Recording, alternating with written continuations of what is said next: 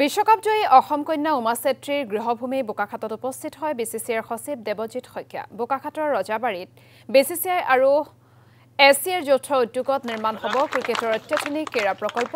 জিলা ক্ৰীড়া সন্থাৰ খেলপথাৰটো এছিয়াই নিৰ্মাণ কৰিব 5খন উন্নত মানৰ টাফ উইকেট।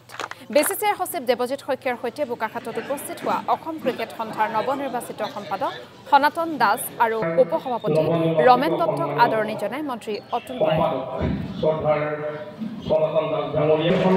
খুব ভাল লাগিছে কাৰণ এই বোকাখাট ক্ৰীড়া সন্থাৰতে প্ৰেক্টিছ কৰা উমা চেত্ৰী ডাঙৰীয়া ভাৰতীয় দলৰ হৈ পেলাই যিটো কিছুদিন আগতে বিশ্বকাপ বিজয়ী দল আছিলে তাতে তেওঁ এগৰাকী সদস্য আছিলে। চ' বোকাখাটৰ কাৰণে যথেষ্ট নাম কঢ়িয়াই আনিছে। বোকাখাটৰ লগতে সমগ্ৰ অসম তথা উত্তৰ পূৰ্বাঞ্চলৰ কাৰণে উমা চেত্ৰী এগৰাকী ডাঙৰ খেলুৱৈ হৈ উঠিলে আৰু ফলত নতুন চাম খেলুৱৈয়ে উমা চেত্ৰীক অনুকৰণ কৰি যাতে আগন্তুক দিনত আৰু আগবাঢ়ি যাব পাৰে তাৰ কাৰণে উমা চেত্ৰীৰ যিটো অৱদান সেই অৱদান সদায় চিৰস্মৰণীয় হৈ